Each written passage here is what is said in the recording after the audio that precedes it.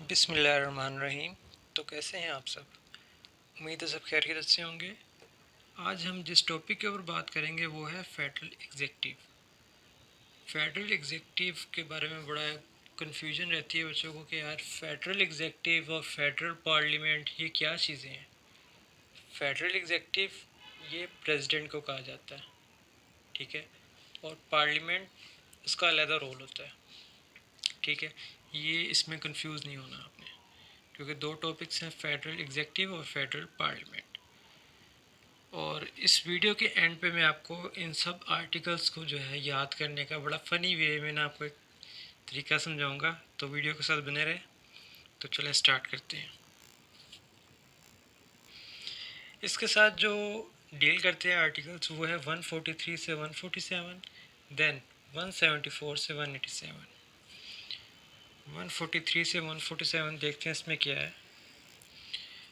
143 में कहा गया जी, every Swiss citizen entitled to vote for membership in the House of Representatives, the federal government and federal Supreme Court, कि हर Swiss जो शहरी है उसके पास इतना हक है कि वो मेंबरशिप हासिल कर सके हाउस ऑफ रिप्रेजेंटेटिव में और फेडरल गवर्नमेंट में और फेडरल सुप्रीम कोर्ट में।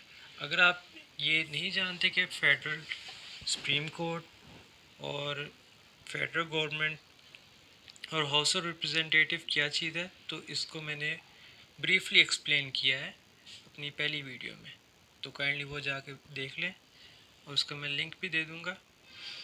उसके बाद है इनकम्पैटिबिलिटीज़, किस चीज़ों से रोका गया है। Members of House of Representative, the Senate, the federal government and the जजेस of federal supreme court may not at the same time be the member of an other of the bodies। इसमें कहा गया कि जो house of representative हैं और senate का member है और फेडरल गवर्नमेंट के मेंबर है और जजेस हैं सुप्रीम कोर्ट के, वो एट अ टाइम दो बॉडीज़ के मेंबर्स नहीं हो सकते। यानी वो अगर जज है तो वो जज ही रहेगा, वो हाउस ऑफ रिप्रेजेंटेटिव में नहीं जा सकता। उसके बाद है members of federal government and the full time जजेस of supreme court may not carry out another function of canton or confederation or may exercise another gainful activity। यानी वो कहना चाह रहा है जी, जो फेडरल गवर्नमेंट के मेंबर्स हैं और फुल टाइम जजेस हैं और इसके अलावा वो जो कोई फंक्शन परफॉर्म कर रहे हैं कैंटन में या कॉन्फेडरेशन में, ठीक है, इसके अलावा वो कोई गेनफुल एक्टिविटी नहीं परफॉर्म कर सकते, यानी वो अपना प्राइवेट बिजनेस नहीं कर सकते। उसके बाद है द स्टैचू में प्रोवाइड फॉर अदर इनकम्पैटिबिलिटीज़, यानी जो स्टैचू होगा स्विट्ज़रलैंड का, वो बताएगा कि और किस किस चीज़ से रोका गया है। उसके बाद है टर्म ऑफ ऑफिस, कि इनकी कितनी देर की टर्म होती है या टेन्योर जिसे कहते हैं आप इजी वर्डिंग में। The member of House of Representative, the federal government and the chancellor of confederation shall be elected for 4 years। वो कहना चाह रहा है कि जो मेंबर्स हैं हाउस ऑफ रिप्रेजेंटेटिव के, फेडरल गवर्नमेंट के और चांसलर ऑफ कॉन्फेडरेशन, जो कोई चांसलर है कॉन्फेडरेशन का, shall be elected for 4 years, वो 4 साल के लिए इलेक्टेड होता है। द जजेस इलेक्टेड फॉर 6 years, जबकि जो जजेस होते हैं वो 6 साल के लिए उनका टेन्योर होता है, उनका टाइम पीरियड 6 साल का है। ये आपसे एमसीक्यूज भी पूछा जा सकता है कि जजेस का और इनका दोनों का कितना कितना टाइम पीरियड है। याद रखिएगा, जजेस का जो है वो है 6 years और जो दूसरा हाउस ऑफ रिप्रेजेंटेटिव के हो गए, सेनेट के हो गए या कॉन्फेडरेशन के हो गए, उनका 4 years है। इसके बाद हमारा नेक्स्ट पॉइंट है आंसरबिलिटी ऑफ स्टेट, किस चीज़ की आंसरबिलिटीज देनी थी। The confederation shall be answerable for damage caused illegally by its organ in the exercise of their activities। जो कॉन्फेडरेशन होगा वो आंसरेबल होगा, किस चीज़ का आंसरेबल होगा, वो आंसरेबल होगा इलीगल एक्टिविटीज़ का जो कि उसके ऑर्गन्स ने की थी, ठीक है। उसके बाद हेयरिंग पे कौन कौन जा सकता है या कौन कौन पार्टिसिपेट कर सकता है। तो इसमें सारा बताया गया कि जी हेयरिंग में जो है इंटरेस्टेड सर्कल और interested circle, the Canton, the political parties and the interested circle in the course of important legislation, यानी जो पॉलिटिकल पार्टीज है कैंटन्स की और जो इंटरेस्टेड सर्कल है वो हेयरिंग पे जा सकता है कि क्या चल रहा है। And on important international treaties, even कि उन्हें ये भी हक दिया गया है कि वो ट्रीटीज़ भी यानी मुआहदे जो दूसरे मुल्कों के साथ होते हैं वो भी देख सकते हैं क्या हो रहा है। अब जो हमारा मेन टॉपिक है ना फेडरल एग्जीक्यूटिव, वो स्टार्ट हो गया। अब इसको हम देखते हैं क्या है इसमें।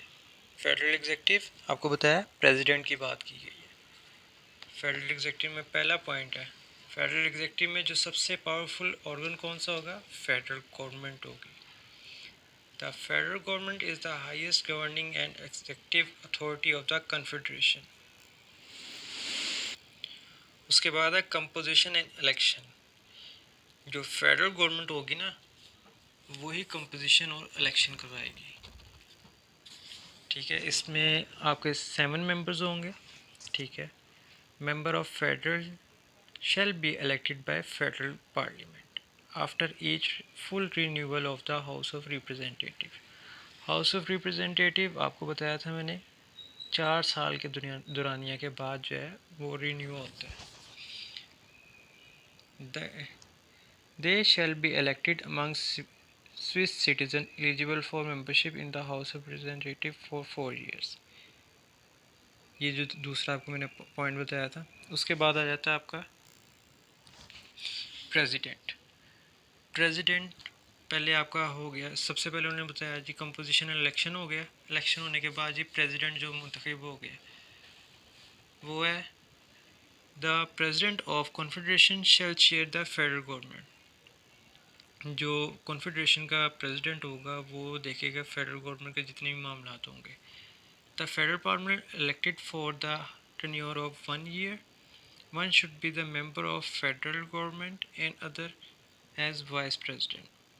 जिसमें ऐसे है 7 मेंबर्स जो है उन्हें चूज़ किया जाएगा।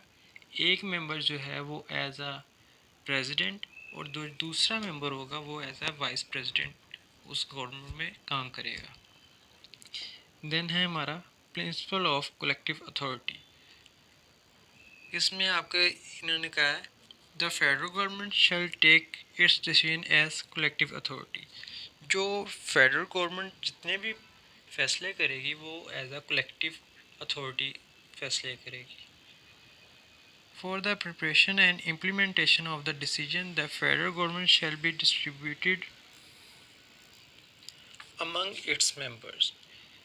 यानी वो कहना चाह रहा है कि जितने भी कोई डिसीजंस होंगे और उनका इम्प्लीमेंटेशन करने के लिए मेंबर्स के दरमियान जो है इनको तकसीम कर दिया जाएगा डिफरेंट डिपार्टमेंट्स को। Members shall be entrusted to departments or administrative units subordinate to them to be settled directly in such a right of resources shall be granted। उन्हें फिर रिसोर्सेज भी ग्रांट किए जाएंगे, उन्हें अथॉरिटी दी जाएगी कि जिसकी बेस पे वो ये काम करें। ठीक है, जितने भी डिपार्टमेंट्स होंगे ना उन्हें पहले तकसीम किया जाएगा, फिर डिसाइड किया जाएगा कि इसमें क्या काम होगा और जो काम होगा वो कलेक्टिव अथॉरिटी से होगा, यानी सब मिल बैठ के उस पर फैसला करेंगे और फिर वो काम होगा। ऐसा नहीं कि मुंह चुक के काम कर देते हैं। फिर आ जाता है federal administration. The federal government shall direct the federal administration. जो फेडरल गवर्नमेंट होगी वो देखेगी फेडरल एडमिनिस्ट्रेशन को। It shall ensure its efficient organisation and effective fulfilment of its task. वो हर एक चीज़ का जायज़ा लेगी कि जो मेंबर्स को काम दिए गए हैं वो हो भी रहे हैं या नहीं हो रहे। ठीक है, federal administration shall be divided into departments. जो फेडरल एडमिनिस्ट्रेशन होगी वो हो सकता है कि डिपार्टमेंट्स में जो है उन्हें तकसीम किया जाए। And each of them directed by the one member of the federal government. और फिर जो डिपार्टमेंट होंगे उन डिपार्टमेंट्स को रन कौन करेगा? एक मेंबर जो फेडरल गवर्नमेंट ने सिलेक्ट किया गया होगा। The federal government the statute may attribute administrative tasks to organization and person of public or private law outside the federal administration। उसके बाद है next point, federal chancy. Federal chancy कौन होता है जी? ये जनरल स्टाफ है फेडरल गवर्नमेंट का। It shall be directed by federal chancellor. जो फेडरल चांसलर कौन है जी? फेडरल प्रेसिडेंट है जी। उसके बाद है गवर्नमेंट पॉलिसी। गवर्नमेंट पॉलिसी में है the federal government shell determine the goals of its government. जो फेडरल गवर्नमेंट होगी वो देखेगी कि हमारे गवर्नमेंट के क्या गोल्स हैं, उसमें क्या पॉलिसी बनाएगी है, यानी वही पॉलिसी डिसाइड करेगी। It shall plan and coordinate with the activities of state. और ये प्लान करेगी और ऑर्डर देगी जो कलेक्टिव अथॉरिटी में होंगे, ठीक है, स्टेट को, ताकि उनके वो जो गोल्स हैं वो अचीव हो सकें। इसके बाद इसका एक और बहुत अहम तरीन काम जो है वो है it shell inform the public timely and full of its activities. कि ये जो पब्लिक को है ना इन्फॉर्म करना, ये भी इसका एक ज़रूरी काम है। इसके बाद आ जाता है इनिशिएटिव। इनिशिएटिव को मैंने बहुत अच्छे से एक्सप्लेन किया अपनी दूसरी वीडियो में, जिसमें डायरेक्ट डेमोक्रेसी है। ये एक्चुअली जो ये टूल है डायरेक्ट डेमोक्रेसी का, इसमें लोग अपनी राय का इजहार करते हैं। अच्छा, the federal government shall submit to the federal parliament draft of its legislation. जो फेडरल गवर्नमेंट होगी वो सबमिट करेगी क्या जी?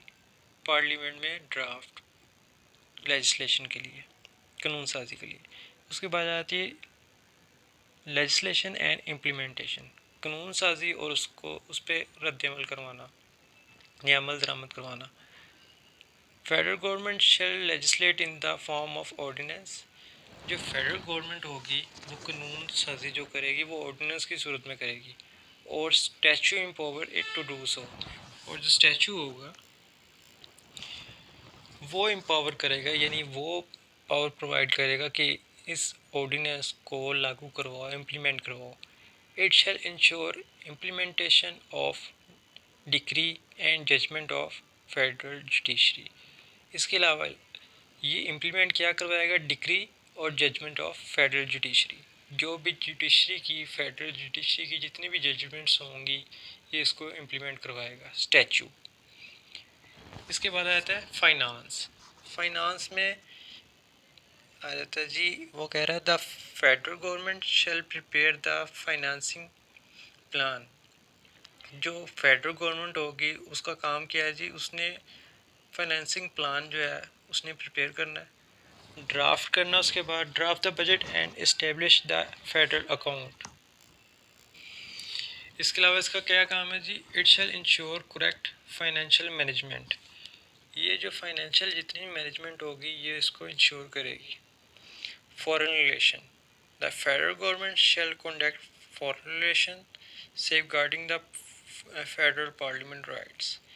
जो फेडरल गवर्नमेंट होगी वो फॉरेन रिलेशंस को सेफगार्ड करेगी और इस चीज़ को भी देखेगी कि वो कंट्रेरी ना हो फेडरल पार्लियामेंट्स के। It shall sign treaties and ratify them. ये जो है साइन करेगी ट्रीटीज़ यानी माहदे और उन्हें ठीक करेगी, रेटिफाई दैम, और उन्हें ठीक करेगी। It shall submit them to federal parliament.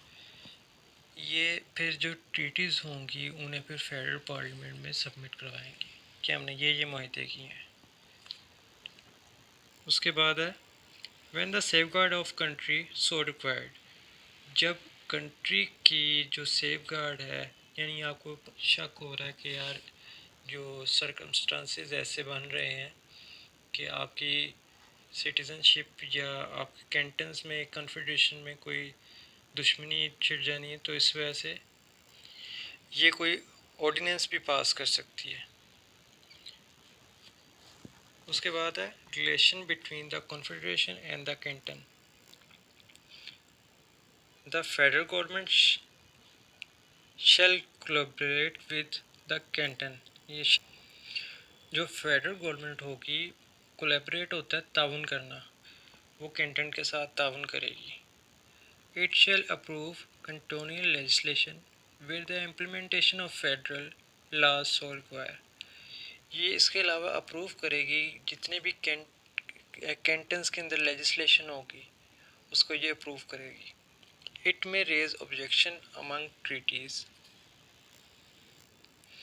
और बिटवीन द कैंटन और फॉरेन कंट्रीज़। इसके अलावा ये ऑब्जेक्शन भी लगा सकता है, जो फॉरेन कंट्रीज़ के साथ जितनी भी ट्रीटीज़ करनी है कैंटन ने उसके ऊपर ऑब्जेक्शन भी लगा सकता है। It shall take necessary measure. इसके अलावा इसका जो एक काम है वो ये है कि हर चीज़ की अच्छे से जान पड़ताल करनी। उसके बाद लास्ट आ जाता है फर्दर टास्क एंड पावर्स। इसके अलावा कौन कौन से टास्क हैं और जो पावर्स हैं। It shall supervise federal administration the other organisation और person interest with the task of confederation. ये जो है ये सुपरवाइज कर सकते हैं फेडरल एडमिनिस्ट्रेशन को कि फेडरल एडमिनिस्ट्रेशन में क्या कुछ चल रहा है, और अदर ऑर्गेनाइजेशन, इसके अलावा जितने भी अदर ऑर्गेनाइजेशंस हैं या ऐसे लोग हैं जिन्हें कोई टास्क दिया गया है वो काम कर भी रहे हैं या नहीं कर रहे। Regularly inform the federal parliament. इसके बाद इसका मेन जो टास्क है वो ये है कि इसे फेडरल पार्लियामेंट को जो है ना वो रेगुलरली इन्फॉर्म करना पड़ता है, डिले नहीं करना। Carry out appointments that are not in power of other authorities. और ये ऐसी अपॉइंटमेंट्स लेता है, यानी फ़ॉरेन की जितनी भी कोई ऐसी अपॉइंटमेंट होगी जो आम अथॉरिटीज़ वगैरह नहीं ले सकती, वो सिर्फ ये प्रेसिडेंट लेता है, ये एग्जेक्टिव क्या ले, federal executive. It shall decide remedies where the statute so provide. इसके अलावा ये रेमेडीज़ को भी डिसाइड करता है जो कि स्टैचू प्रोवाइड करता है। अब इसको याद करने का मैं एक तरीका बताता हूँ आपको। सबसे पहले तो आ जाता है ना एलिजिबिलिटी। आपने सबसे पहले यही देखना होता है ना कि एलिजिबल है या नहीं। एलिजिबल है, उसके बाद जी जो रिस्ट्रिक्शन लगाई जाती हैं कि इन्हीं चीज़ों से बाज रहना है, इनकम्पैटिबिलिटीज़ आ जाता है।